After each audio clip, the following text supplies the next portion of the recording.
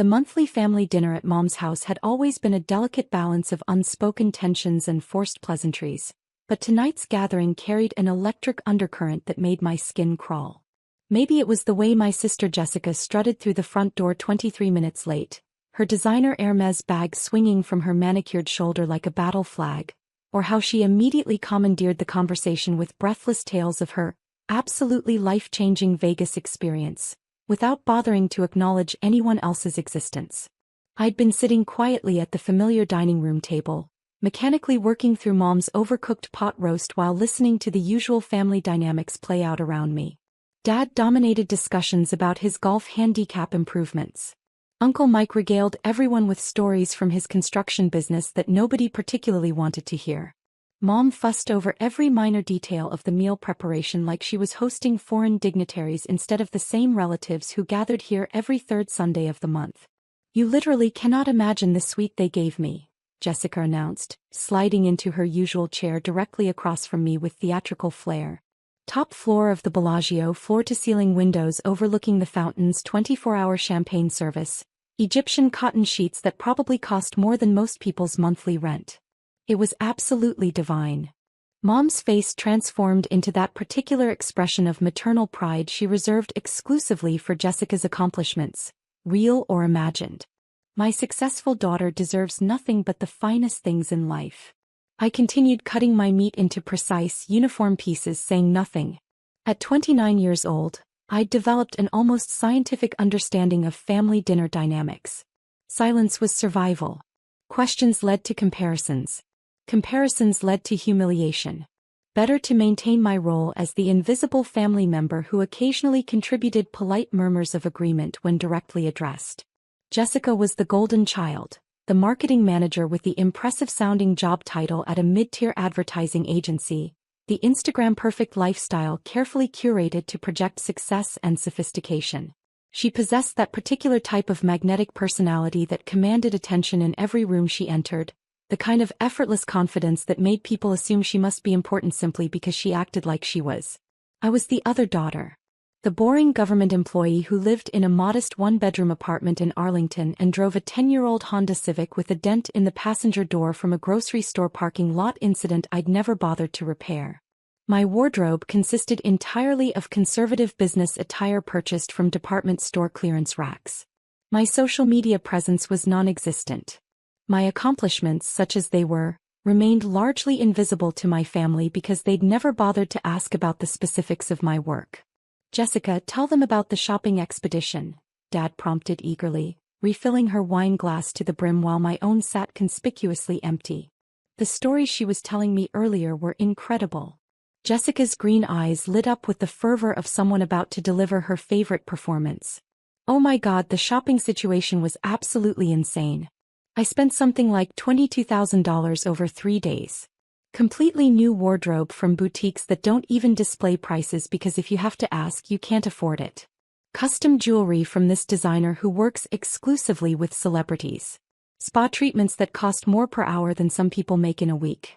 I felt like an actual celebrity the entire time. My fork paused halfway to my mouth. $22,000. On a marketing manager's salary that I knew from previous family conversations, topped out around $60,000 annually before taxes.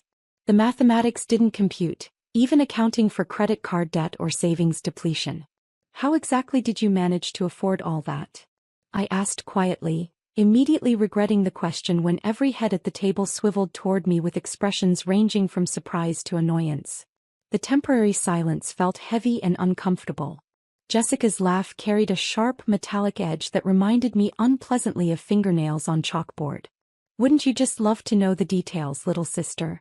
Some of us have figured out how to actually live life instead of merely existing in beige monotony." Uncle Mike nodded with the sagely approval of someone who'd never met a platitude he couldn't embrace wholeheartedly. Jessica's always had real ambition, real drive. Not like certain people who seem perfectly content with boring desk jobs that lead absolutely nowhere. The familiar sting of family disapproval washed over me like ice water. They'd never understood my career choice, never bothered to investigate what my boring government job actually entailed. They knew I worked for some branch of the Treasury Department, something that involved computers and extensive paperwork. They found it mind-numbingly dull, thoroughly unimpressive, certainly nothing that could compare to Jessica's dynamic marketing career with its client lunches and creative campaigns. Speaking of terminally boring careers, Jessica continued, clearly warming to her favorite theme, how's your little government paper-pushing situation progressing? Still shuffling forms around in some windowless office somewhere. It's going well, I responded automatically, falling back on the neutral responses I'd perfected over years of family gatherings. Well, she repeated with exaggerated incredulity. Jesus Christ, could you be any more pathetic? Don't you have any ambition whatsoever? Don't you want to accomplish something meaningful with your life instead of wasting away in bureaucratic obscurity? Mom immediately jumped into the conversation with her characteristic enthusiasm. Jessica just received another promotion opportunity. Senior Regional Marketing Director position. She'll be managing accounts worth millions of dollars and supervising a team of 12 creative professionals. Jessica preened under the attention like a peacock displaying its plumage. Meanwhile, certain people are apparently still struggling to make ends meet on entry-level government salaries at the advanced age of nearly 30. I wasn't quite 30 yet, but correcting Jessica's timeline would only invite more ridicule. I'd learned through painful experience that factual corrections were interpreted as defensive behavior, which encouraged further attacks. The real difference, Jessica continued, leaning forward conspiratorially like she was about to share state secrets, is that I've developed multiple income streams. Smart investment opportunities, cryptocurrency portfolios, strategic financial moves that your average government drone wouldn't possess the sophistication to understand or execute. She was lying. I could detect deception in her body language with the practiced eye of someone whose professional responsibilities included interrogating financial criminals. Jessica's eyes shifted slightly left when she fabricated stories, her voice pitched half an octave higher than normal. Her gestures became more animated to compensate for the lack of genuine conviction behind her words. But my family had never learned to read Jessica's tells. They absorbed her elaborate fictions with the same enthusiasm they'd shown for her childhood fairy tales. After dinner concluded, I dutifully helped Mom clear the dishes while Jessica held court in the living room, regaling everyone with increasingly elaborate Vegas anecdotes.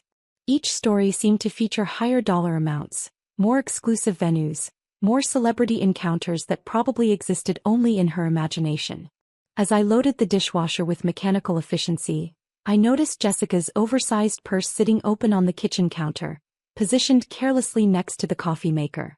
Her leather wallet was clearly visible, stuffed thick with what appeared to be an unusual number of credit cards. Too many credit cards for any reasonable person to carry. I recognized several of them immediately. The distinctive blue Chase Sapphire Preferred card that I'd applied for 18 months ago specifically for its travel rewards program. The sleek silver Capital One Venture card with its unique geometric design pattern. The red Bank of America card that I kept exclusively for emergency situations. My stomach dropped as the terrible realization crystallized. Those were my credit cards. In Jessica's wallet. Being carried around like trophies. Find something particularly fascinating? Jessica's voice made me jump violently. She'd materialized in the kitchen doorway with the silent grace of a hunting cat, arms crossed defensively across her chest. Those are my credit cards, I said quietly, fighting to keep my voice steady. Prove it, she replied with a smirk that contained absolutely no trace of shame or guilt. I could have provided immediate proof. I knew every account number by heart, could recite the 3-digit security codes from memory, had the monthly statements saved on my phone with detailed transaction histories.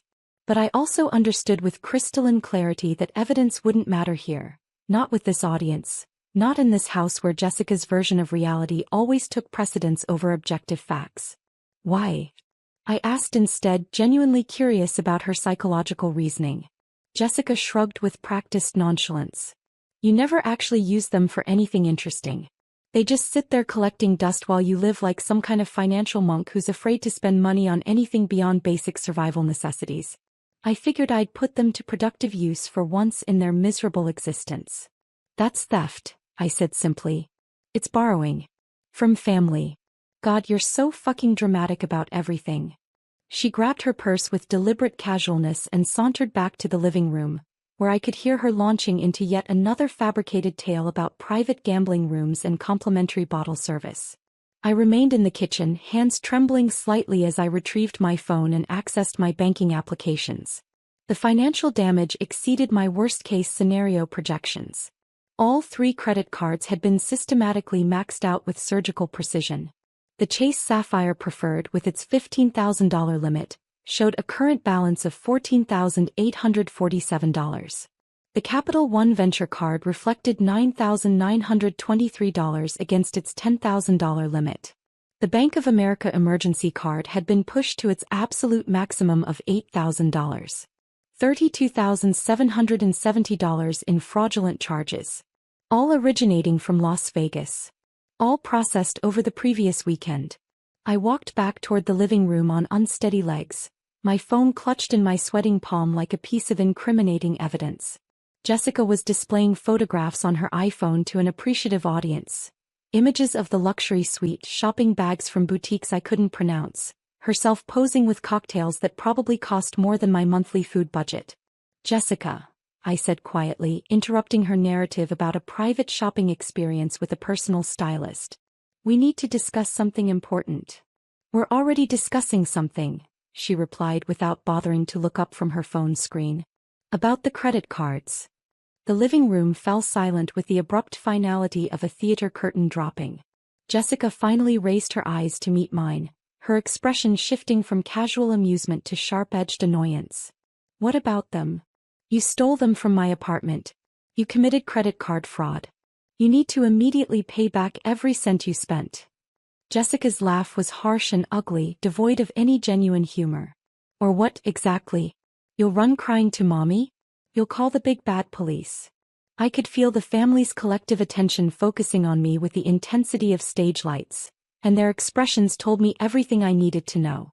Not concern about Jessica's criminal behavior, not sympathy for my position as a victim, but irritation that I was disrupting the evening's entertainment with my petty complaints. "Maybe you should have kept better track of your personal belongings," Dad said with the air of someone delivering Solomon-like wisdom. "This situation is partially your responsibility for being careless with important financial instruments." "She took them directly from my apartment," I said. "She used the emergency key I gave her 3 years ago when she was going through her divorce." "Family members help each other during difficult times," Mom added with the tone of someone explaining basic moral principles to a confused child. "Jessica will obviously reimburse you when her financial situation stabilizes." "With what money?" I asked. "She just spent $32,000 that she doesn't possess." Jessica stood up abruptly, her face flushed with wine and righteous indignation. "You want to know what your real problem is? You're pathologically jealous. You're consumed with bitter jealousy because I know how to embrace life while you just exist in your pathetic little gray world of rules and limitations." The room murmured collective agreement. Uncle Mike nodded with the gravity of someone who'd just witnessed profound truth being spoken. Aunt Linda made sympathetic clucking noises about the tremendous stress of Jessica's demanding career. $32,000, I repeated, as if the specific number might somehow penetrate their willful blindness. "I maxed out your cards in Vegas," Jessica laughed triumphantly, pulling the crumpled receipts from her purse and waving them above her head like battle flags. "What's a broke loser gonna do?" The family erupted in spontaneous applause. Dad raised his wine glass in an impromptu toast to Jessica's boldness. Mom clapped her hands together with genuine delight at her daughter's spirited defiance of conventional limitations. I looked around the room at these people who were theoretically bound to me by blood, who were supposed to love and protect me, who should have been outraged by what had been done to me. Instead, they were celebrating my victimization, cheering for the person who had robbed me, treating financial crimes like entertaining dinner conversation. I said calmly, "I'll file the report." The laughter continued unabated. They interpreted my statement as an empty threat, the desperate bluffing of someone who lacked any real power or authority. Jessica wiped tears of mirth from her carefully made-up eyes. "File whatever pathetic paperwork makes you feel better," she said dismissively. "Who's going to believe your sad little story? Who's going to care about some nobody government drone claiming her successful sister stole her credit cards?" I didn't respond to her taunts. I gathered my coat and purse, said goodbye to absolutely no one, and drove through the darkness back to my modest apartment in Arlington.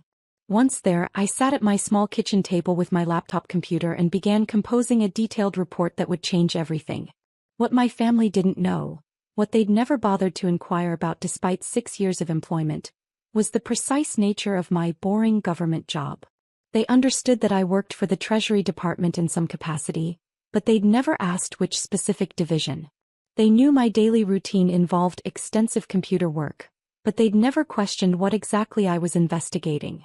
I was a senior criminal investigator for the Financial Crimes Enforcement Network, commonly known as FinCEN. For the past 6 years, I'd been tracking money laundering operations, bank fraud schemes, credit card fraud rings, and sophisticated financial crimes that crossed state and federal jurisdictional boundaries. My specialty was following digital money trails through complex international networks, identifying patterns that revealed criminal enterprises, and building prosecutable cases against financial criminals who thought they were untouchable. Jessica had just committed multiple federal felonies against a federal law enforcement officer whose specific expertise involved prosecuting exactly these types of crimes. The incident report took me nearly 3 hours to complete with the thoroughness it demanded. I documented every relevant detail: the theft of the physical credit cards from my apartment using Jessica's retained emergency key, the precise dates and amounts of each fraudulent transaction, the admissions of guilt she'd made in front of multiple witnesses, her refusal to provide restitution, her explicit acknowledgement that the charges were unauthorized. I attached comprehensive supporting documentation: screenshots of my banking records showing the fraudulent charges, photographs of the receipts she'd displayed as trophies, a detailed timeline of criminal activity, witness contact information for everyone who'd been present during her confessions. By Monday morning at 8:47 a.m., the case had been officially assigned to a specialized team of federal agents who handled financial crimes against federal employees. Not local police officers who might be persuaded to treat this as a family dispute, not state investigators with limited resources. Federal agents with unlimited jurisdiction and the authority to make arrests anywhere in the United States. Jessica's Las Vegas spending spree had crossed multiple state lines, involved numerous financial institutions headquartered in different states, and violated several federal banking regulations simultaneously. The charges would include credit card fraud, identity theft, conspiracy to commit fraud, theft from a federal employee, and interstate transportation of stolen financial instruments. The investigation proceeded with the mechanical efficiency of a well-oiled machine. Jessica had been remarkably sloppy in her criminal methodology, leaving a paper trail that a first-year forensics student could follow.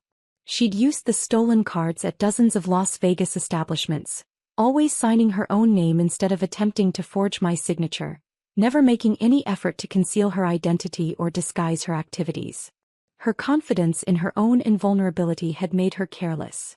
My immediate supervisor, Deputy Director Martinez, called me Tuesday morning at 9:15 a.m. "This case is obviously personal," he said without preamble. It wasn't a question that required an answer. "It's also unambiguously criminal," I replied. "Do you want to recuse yourself from the investigation? Let another agent handle the prosecution." I considered the option for approximately 5 seconds. "No, sir.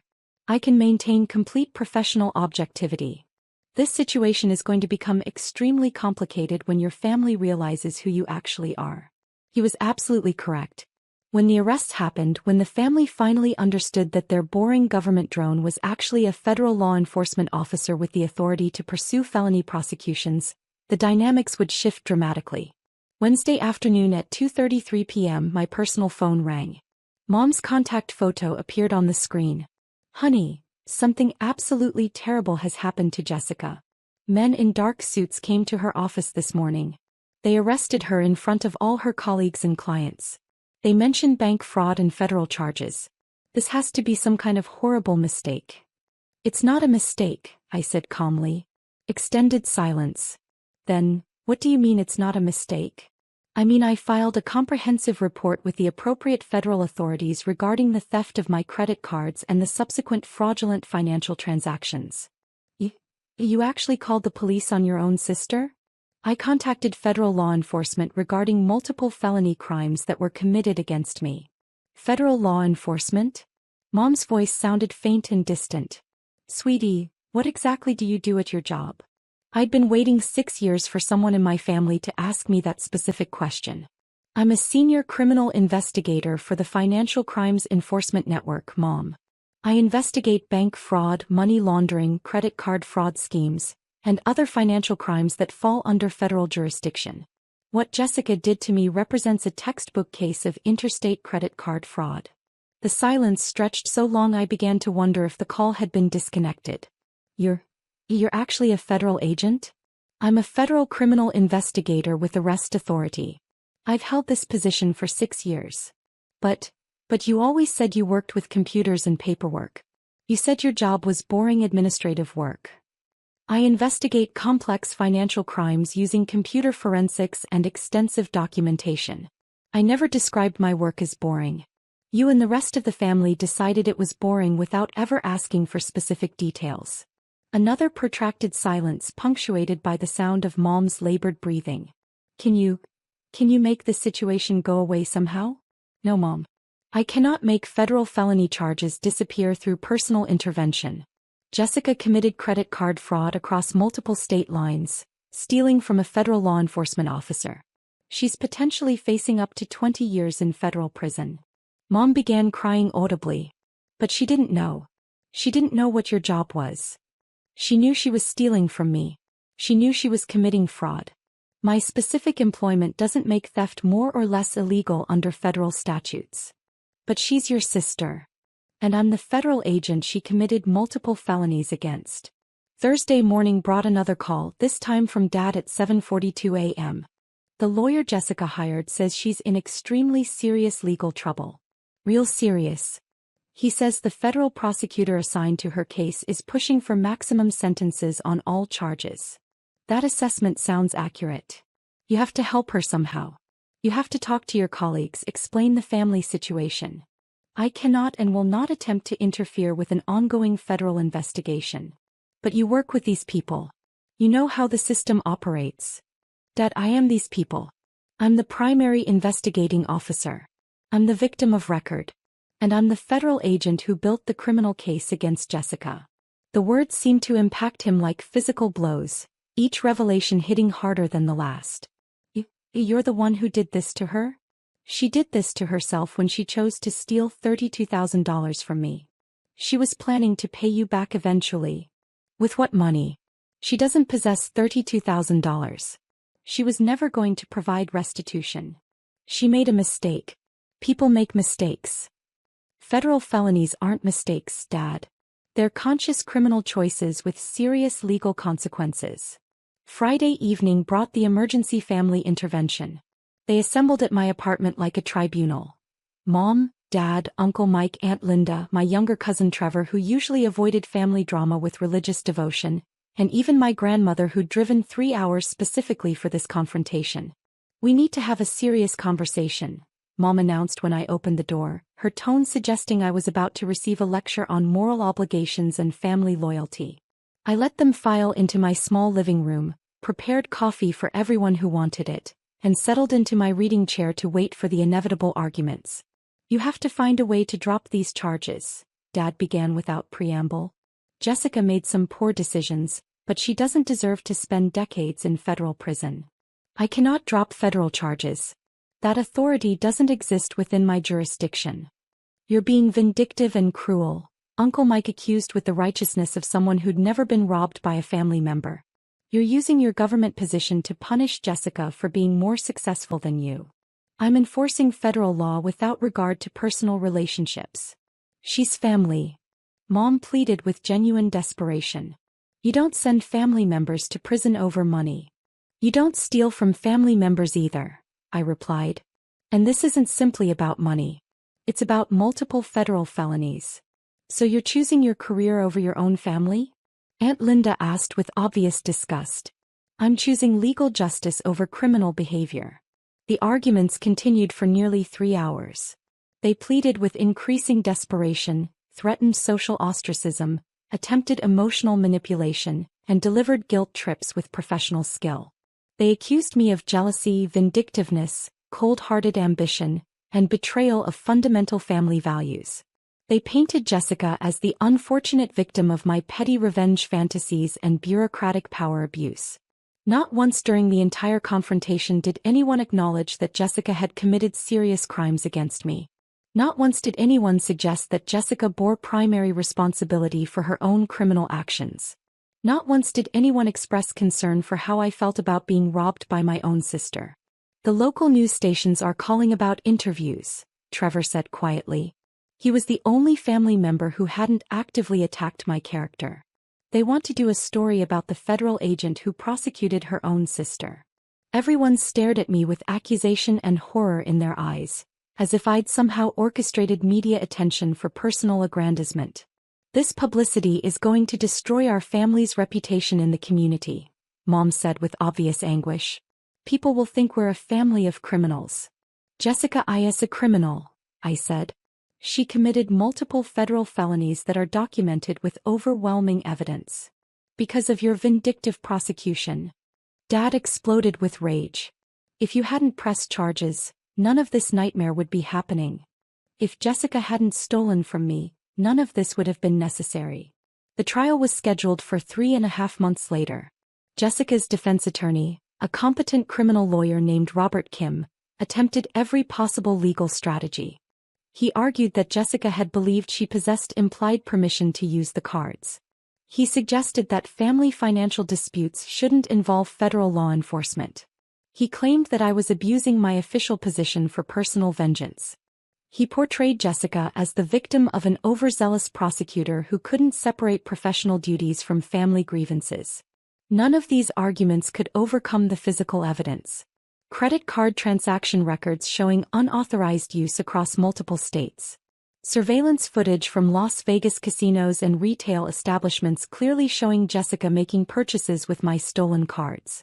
Witness testimony from the family dinner where Jessica had openly admitted to the theft and refused to provide restitution.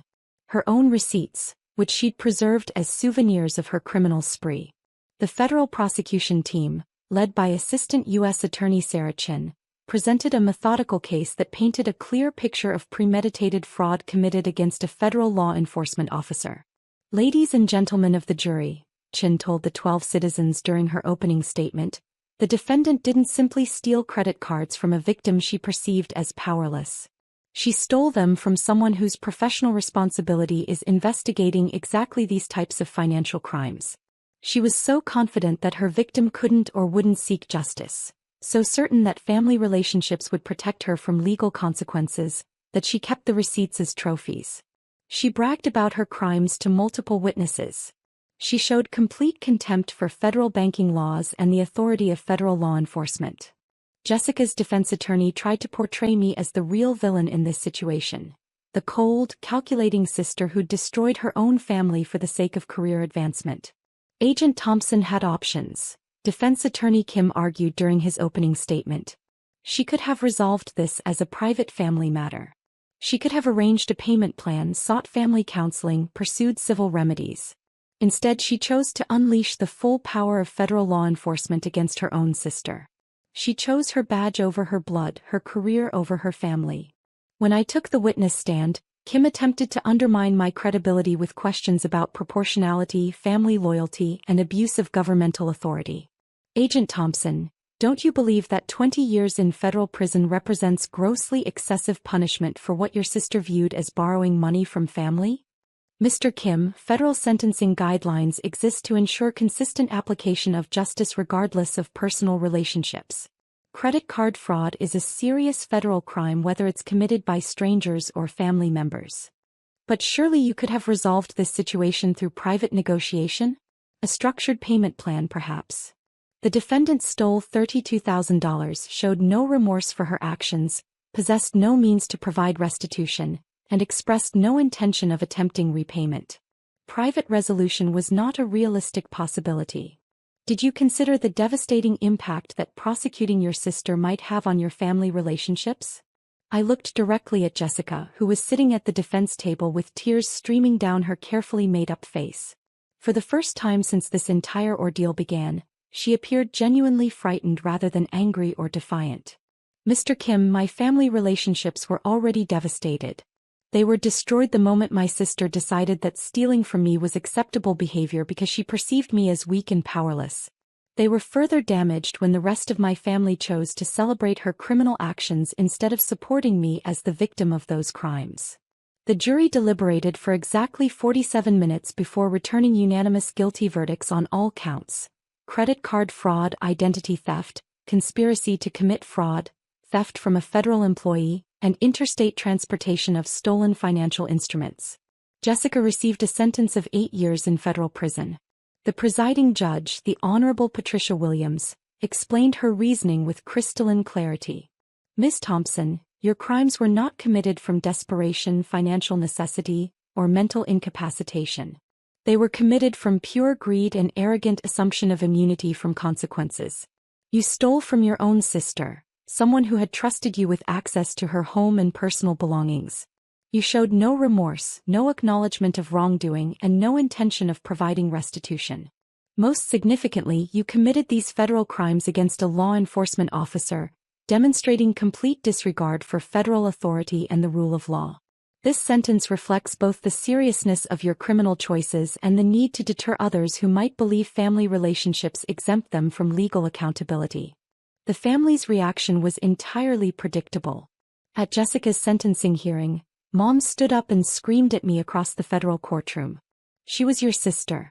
How could you destroy your own sister like this?" I wanted to scream back, "How could she rob her own sister?" But I maintained the professional composure that had served me throughout my career in federal law enforcement. After the sentencing concluded, I returned to my apartment and poured myself a generous glass of wine.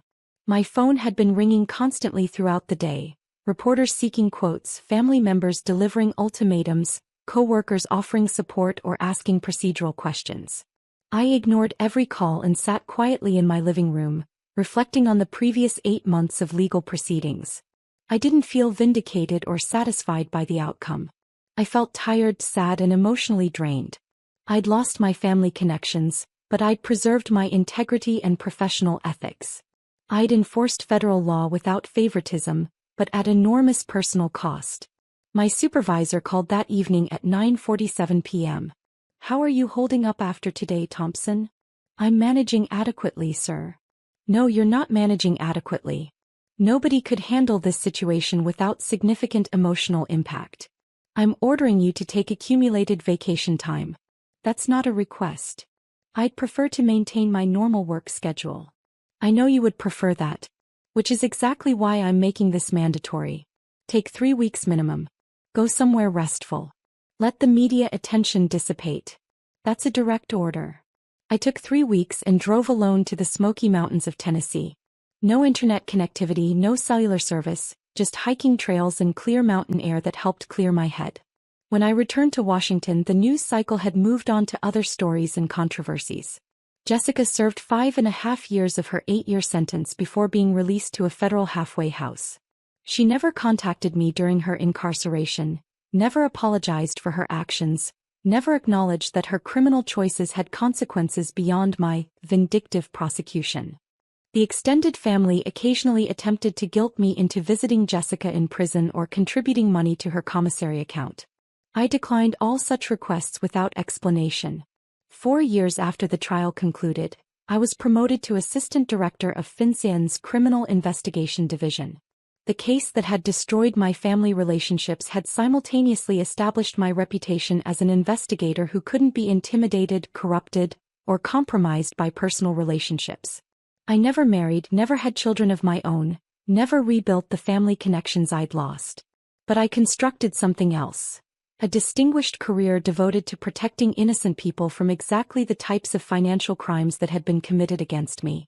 Sometimes, late at night in my government office reviewing complex case files, I wonder if I made the optimal choice. If there was some middle ground I failed to consider. Some alternative approach that could have held Jessica accountable without destroying every family relationship I'd ever known. But then I remember her standing in that living room, laughing while waving those receipts like victory banners, asking what a broke loser, like me, could possibly do about her theft. I remember my family cheering her criminal behavior, celebrating her boldness, dismissing my victimization as irrelevant drama. I remember the moment I realized that the people who were supposed to love and protect me had chosen instead to enable and celebrate the person who'd hurt me most. That's when I know with absolute certainty that I made the correct choice. Not the easy choice that would have preserved family harmony, not the choice that avoided conflict and maintained comfortable illusions, but the morally and legally correct choice. The choice that demonstrated federal law applies equally to everyone, regardless of blood relationships or family dynamics. The choice that established criminal behavior has serious consequences, even when committed by people we love. The choice that affirmed I was worth protecting, even if I had to protect myself from my own family. Jessica learned that family relationships don't provide immunity from federal prosecution. I learned that sometimes doing the right thing costs everything you thought mattered most. But it's still the right thing, and I would make the same choice again without hesitation.